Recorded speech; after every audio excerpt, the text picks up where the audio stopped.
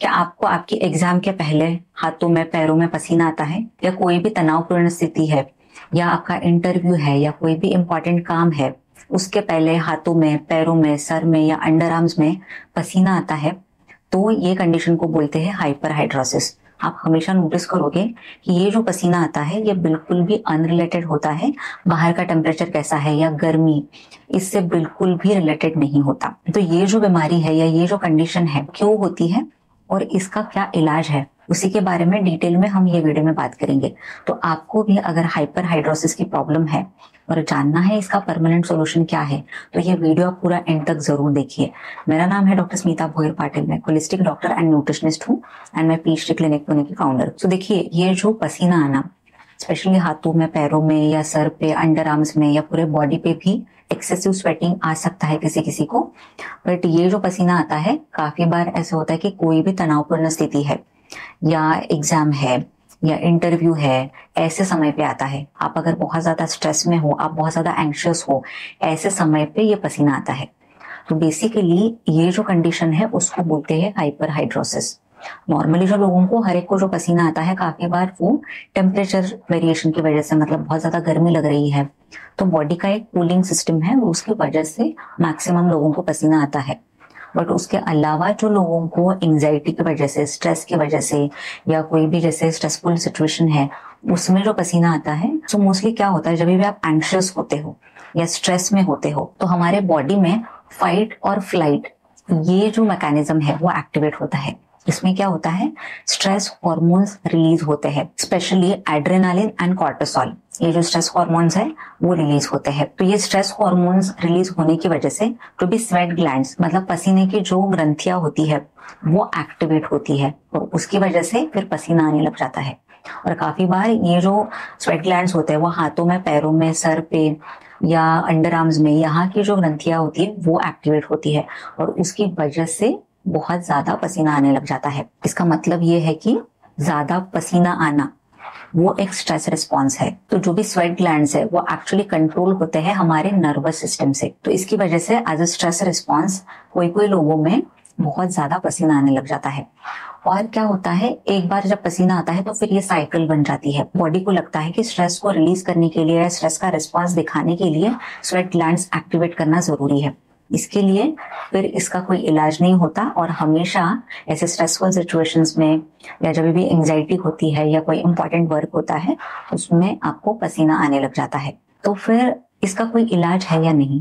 इसका डेफिनेटली इलाज है। तो इसमें मैं आपको दो चीजें बताऊंगी। एक है कि इंस्टेंट इलाज, मतलब आपको इंस्टेंट रिलीफ के लिए क्या करना चाहिए, और दूसरा है आपको लॉन्ग टर्म रिलीफ के लिए क्या करना चाहिए। तो इंस्टेंट रिलीफ, जैसे आपका इंटरव्यू है या इंपॉर्टेंट काम है या आपको बहुत ज्यादा एंजाइटी हो रही है या स्ट्रेस हो रहा है और आपके बॉडी में बहुत ज्यादा पसीना आ रहा है, तो उसमें आपको इमीडिएटली क्या करना है, आपको डीप ब्रीदिंग स्टार्ट करना है। देखो, हमको नर्वस सिस्टम को काम डाउन करना बहुत इंपॉर्टेंट है। इसके लिए आप 5 से 10 मिनट डीप ब्रीदिंग करिए। तो उससे क्या होता है, स्ट्रेस लेवल कम होने में इससे काफी मदद होती है।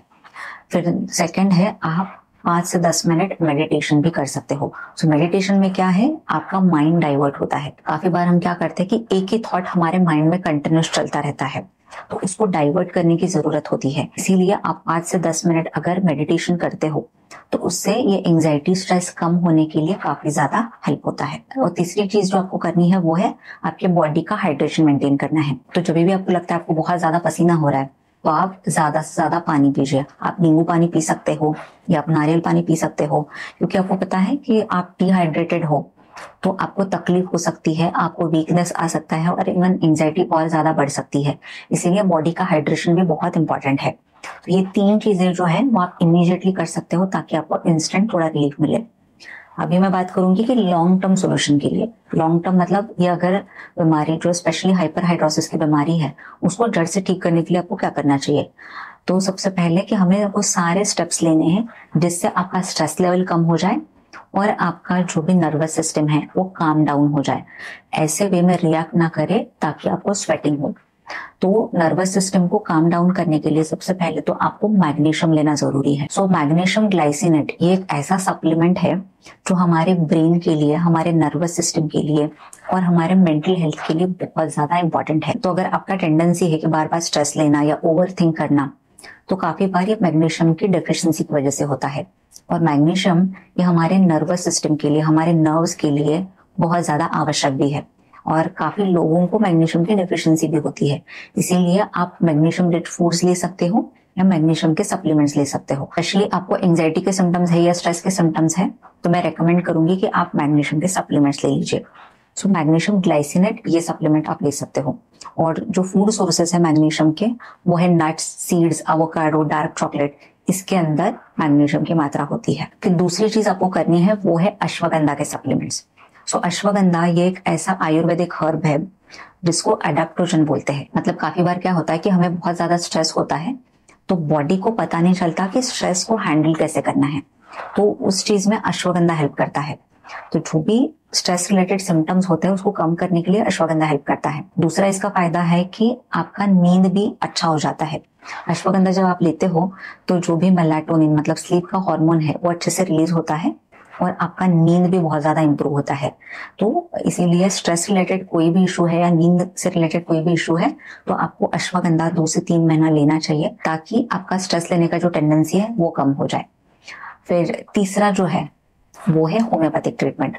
सो होम्योपैथी में बहुत ऐसी अच्छी दवाइयां हैं जो ये हाइपरहाइड्रोसिस की प्रॉब्लम कम करने के लिए बहुत ही ज्यादा फायदेमंद होती है। सो होम्योपैथिक दवाइयां जो होती है वो ये जो एक्सेसिव स्वेटिंग का या हाइपरहाइड्रोसिस का प्रॉब्लम जड़ से ठीक करने के लिए मदद करती है।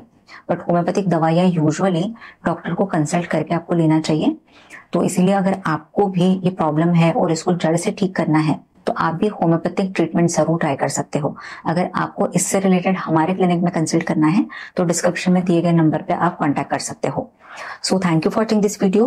और ये वीडियो अगर आपको हेल्पफुल लगा है तो मेरे चैनल को आप जरूर सब्सक्राइब करिए।